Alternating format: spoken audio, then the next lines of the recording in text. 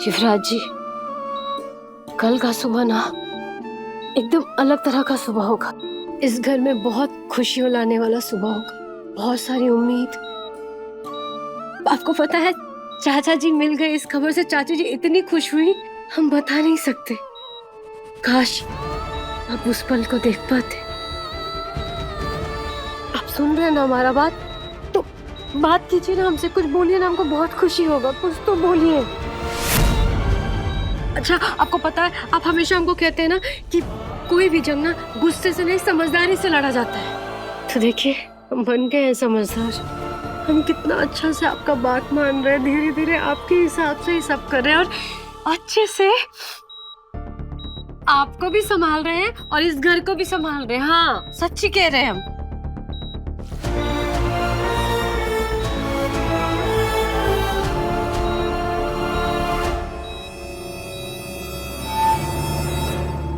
अगर कल को हमें कुछ हो जाता है तो किसी पे भी भरोसा मत करना पीहू।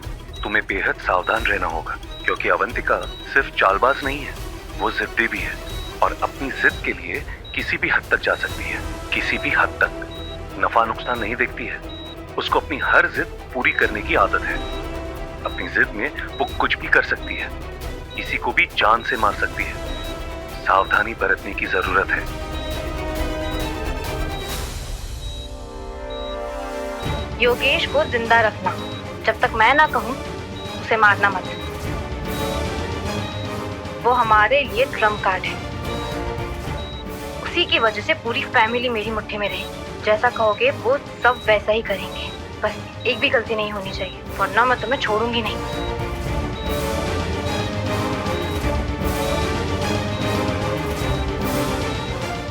पहले अवंतिका जी के कॉल डिटेल्स हाथ लगे, और अब ये रिकॉर्डिंग सब मिला के एकदम मजबूत सबूत बन जाएगा। अब अवंतिका जी को जेल जाने से कोई नहीं रोक सकता। भाभी,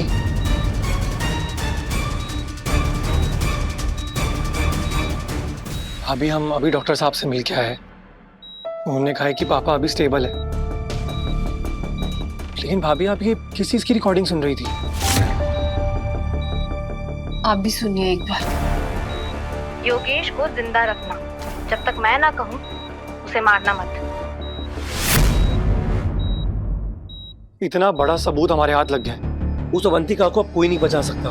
हम अभी पुलिस को बुलाते हैं। अरे नहीं राघव भैया, अभी नहीं। अगर हम अभी ऐसे चुप बैठे हैं तो ये ठीक नहीं है। वो कुछ भी कर सकती है, उसका कोई भरोसा नहीं है। हम जानते हैं, लेकिन अभी नहीं। अगर अभी अवंतिका जी की गिरफ्तारी हुई ना, तो विक्टिम कार्ड भी खेल सकती है, सबसे सिंपैथी लेने की कोशिश भी कर सकती है, मीडिया में जाके बात बदल भी सकती है, और अपनी आरजे वाली इमेज का इस्तेमाल करके वो ये भी तो कह सकती है कि ये आवाज नकली है। और ये सब करने में अगर वो कामयाब हो गई ना, तो सब कुछ बेकार हो जाएगा। इसीलिए हम लोग को ना कोई दूसरा रास्ता देखना होगा। राघव भैया, अवंतिका जी के लिए उसकी सबसे बड़ी ताकत उनकी आवाज है, यानी आरजे अवनी की आवाज है ना। उनकी ही आवाज की दुनिया में उनका सच सारी दुनिया के सामने आएगा। प्रहार सीधे जड़ पे होना चाहिए, जिसे राम जी ने रावण की नाभि पे तीर मारा था, ताकि सारी सच्चाई वो खुद ब खुद सबके सामने ले आए। भैया सच कहते हैं आपके लिए, आप बहुत इंटेलिजेंट हैं।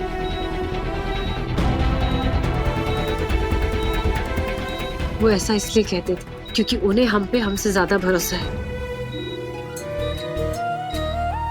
और उनके इस भरोसे को हम ऐसे ही रखना चाहते हैं।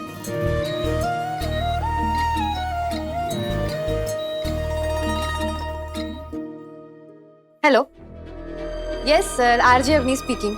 अवनी जी, हम आपको सूचित करना चाहते हैं, आपको हमारे रेडियो चैनल से डिसमिस किया जा रहा है। क्या सर, डिसमिस? लेकिन मैंने किया क्या है? आप किस बेसिस पे मुझे डिसमिस कर रहे हैं?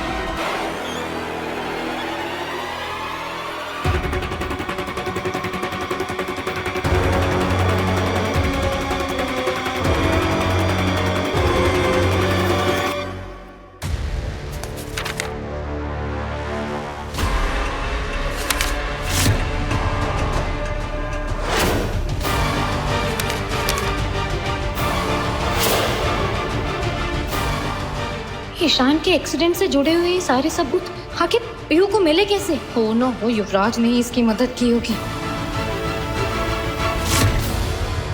अच्छा, तो ये सब रायता तुम्हारा फैलाया हुआ है? रायता नहीं, सच फैला रहे हैं। तुम क्या अपने आप को बहुत समझदार समझती हो? दो चार लोग तुम्हारे साथ क्या खड़े हो गए, तुम अपने आप को इतना मजबूत समझने लगी हो, लेकिन तुम्हारी हैसियत अभी भी इस घर की नौकरानी की है। युवराज चौधरी की पत्नी है।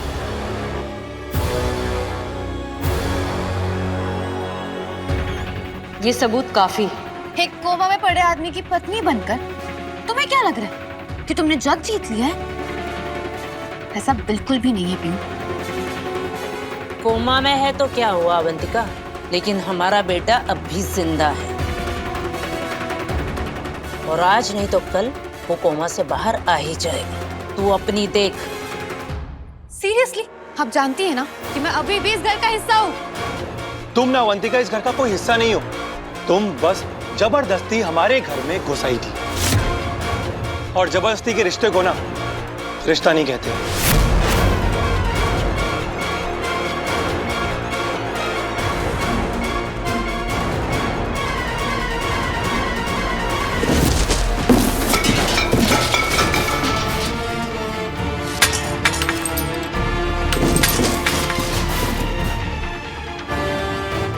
उस मुन्निया टोला की लड़की ने मुझे इतनी बुरी तरह से हरा दिया। उसने मुझे मेरे घर में ही नहीं बल्कि मेरी जिंदगी में घुसकर मार दी है।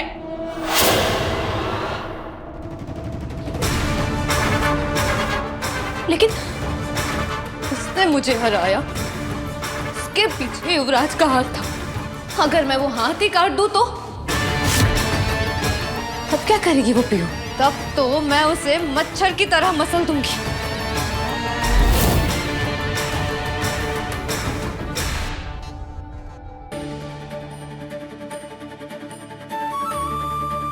पीहू, एक बात बताओ हमें, क्या कभी भी तुम्हें हम सब पे गुस्सा नहीं आया? क्या हमारे बर्ताव के लिए तुम्हें कभी नफरत महसूस नहीं हुई? नहीं चाची जी, कभी नहीं। कभी हमारे मन में आप लोगों के लिए कोई नफरत नहीं आया, काहे कि हम समझ रहे थे कि ये सब के पीछे डर का हाथ है, और जहां डर होता है ना, वहां इंसान से गलती तो होता ही है।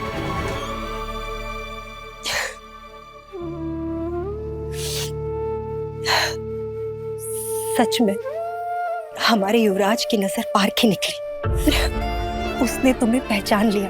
अरे हमारा युवराज जौहरी है, उसे हीरे की पहचान है।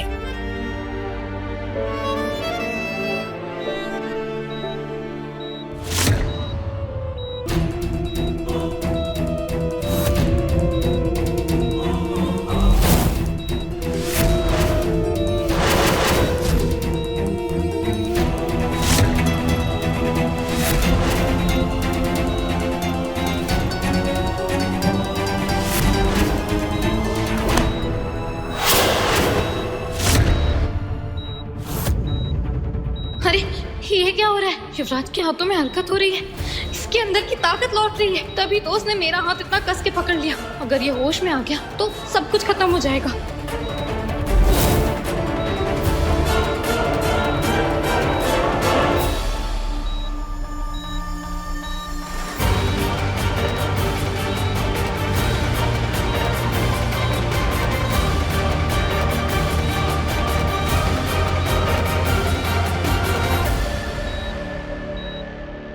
कौन है? युवराज जी, आप ठीक है ना? हाँ, आप घबराइए मत, हम यहीं हैं आपके पास, यहीं आसपास हैं हम आपके।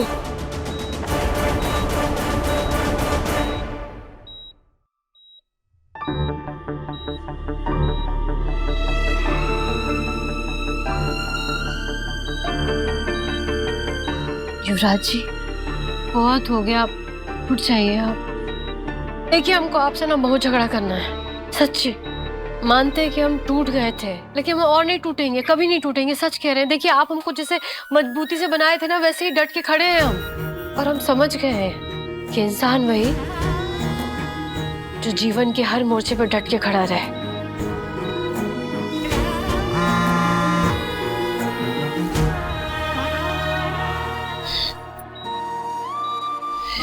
युवराज जी, ये देखिए, रिजल्ट भी आ गया है हमारा।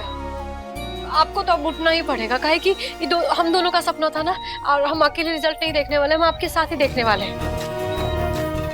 अब फेल हो या पास, खुशी हो या गम, जो भी होगा दोनों साथ में ही महसूस करेंगे। सुन रहे हैं आप? उठना ही पड़ेगा आपको।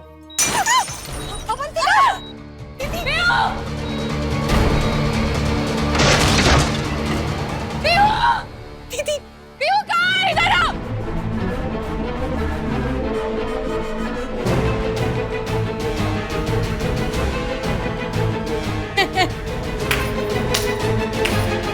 देख ले, ये सब कुछ ना तेरी वजह से हुआ है। तूने मुझसे मेरा सब कुछ छीन लिया, मेरा प्यार, मेरा अधिकार, मेरे सपने, सब कुछ। तुझे पता है, आज तक मुझे हराने की हिम्मत किसी में नहीं थी। तूने मुझे हरा दिया। लेकिन एक बात याद रखना पीहू, मैं भले ही अपनी जीत भूल जाऊं, लेकिन अपनी हार, मैं अपनी हार कभी नहीं भूलती। अवंतिका जी, हम तो कहते हैं कि आप शांत रहिए, अपना आपा मत खोइए। चुप! तेरी इतनी औकात नहीं है कि तुम मुझ पे तरस खाए। तेरी औकात तो मेरे पाँव की जूती के बराबर है। और तू तो सर पे सवार होके बैठी है। तुझे पता है, मुझे तुझसे सबसे ज्यादा नफरत कब हुई? मुनिया टोला की एक गांव की गंवार लड़की के लिए ईशान ने मुझे रिजेक्ट कर दिया। मैं प्यार करती थी उससे, वो भी प्यार करता था मुझसे। हमने सपने देखे थे, उसने तो मुझसे मिलने का वादा भी किया था। लेकिन ये सब कुछ तूने बर्बाद कर दिया।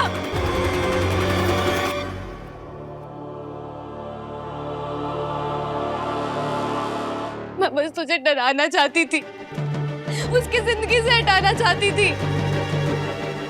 और इसीलिए मैंने वो एक्सीडेंट प्लॉट किया था।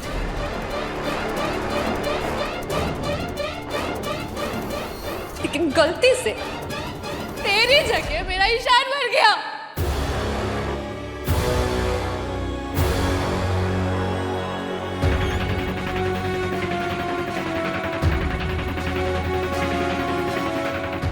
अवंतिका, आपको ईशान चौधरी के एक्सीडेंट के साजिश रचने के जुर्म में और योगेश चौधरी के किडनैपिंग के जुर्म में गिरफ्तार किया जाता है।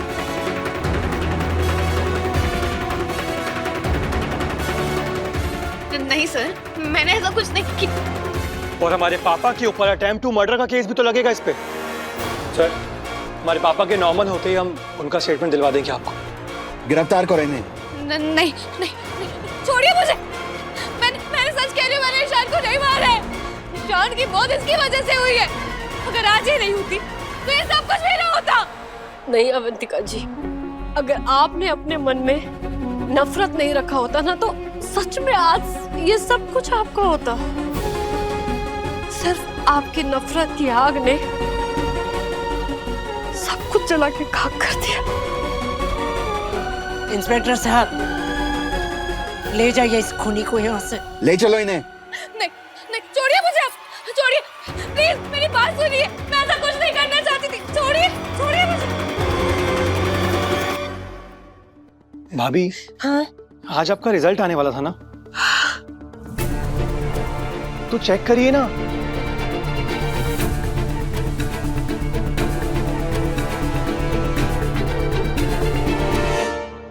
भाभी बोलिए ना, क्या हो गया? पीहू, हमें दिखाइए।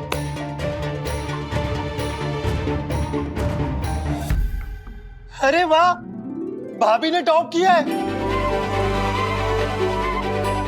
कांग्रेचुलेशंस भाभी,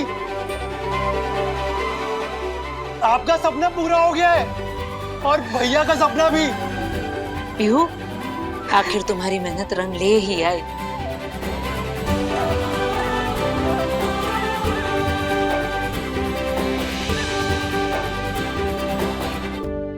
युवराज जी,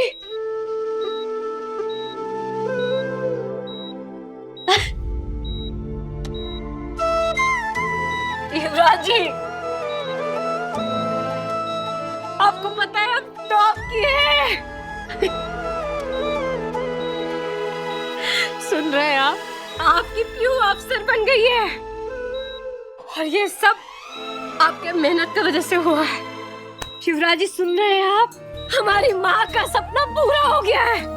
आज हमारी माँ बहुत खुश हो रही होगी, बहुत खुश।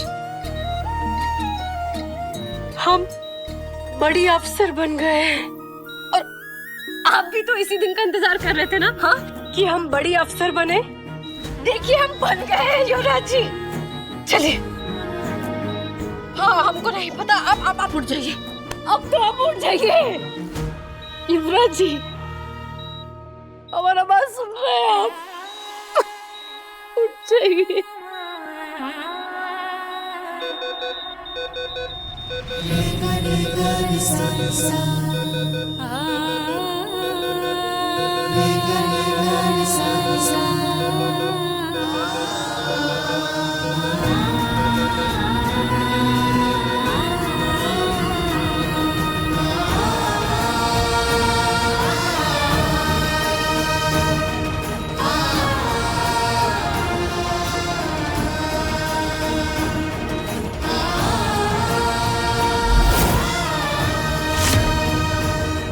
पीहू,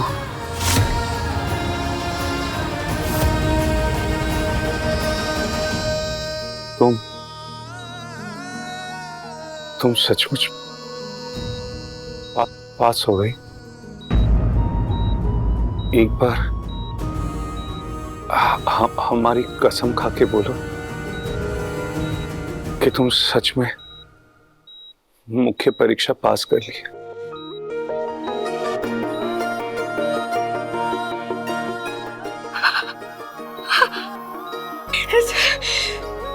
जी मास्टर जी,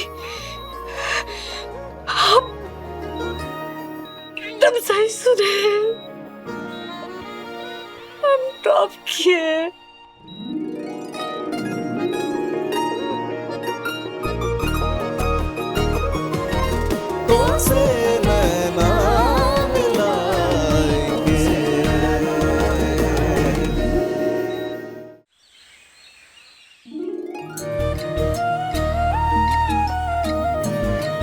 अरे देखो मैं तो साहब बन गया, साहब बन के कैसा तन गया। क्या बात है, ये लाइन ना बिल्कुल फिट हो रही है आप पे अफसर साहिबा। और जरा एटीट्यूड तो देखो, वाह। अरे हमको तो भाव ही नहीं मिलने वाला। अरे लगता है हमको तो भूल ही गई आप। हम भूलते कुछ नहीं। अगर हम भूलते तो एग्जाम में टॉप कैसे करते? और जहां तक रहा भाव की, तो भाव भी तो आपने ही बढ़ाया है हमारा। और लेकिन ये एटीट्यूड नहीं है, ये तो मेहनत का परिणाम है। और काश हम ये साड़ी का भी डेली प्रैक्टिस किए होते, तब तक तो पहन ही लिए होते। अरे अरे अरे अरे, ये तो एकदम मजेदार बात कर दी तुमने। जो लड़की बीपीएससी का एग्जाम देने से नहीं घबराई, वो लड़की साड़ी पहनने से घबरा गई। भाई वाह, बढ़िया है।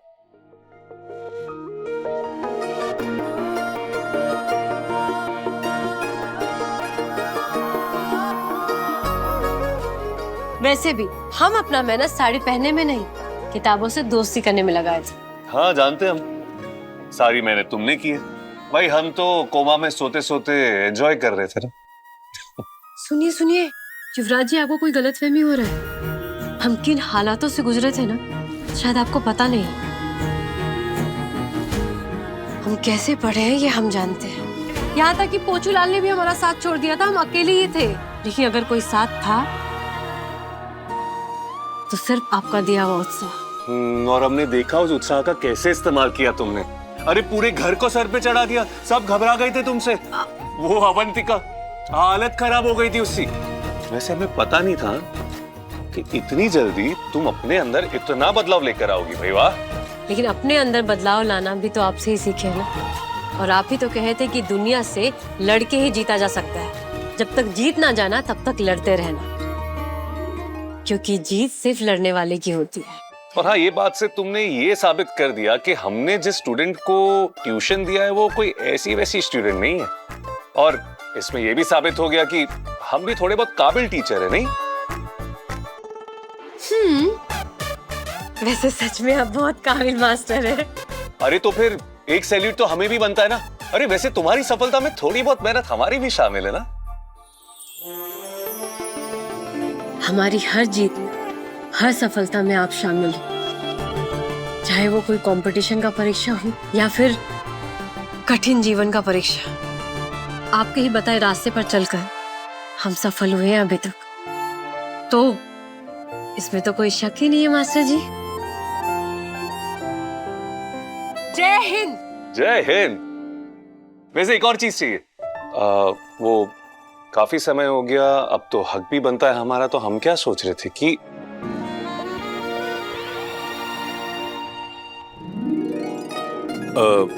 भोले बाबा को सल्यूट किया क्या? ड्यूटी में जाने से पहले आखिरी सल्यूट उन्हीं को देंगे। तो चले। चलिए।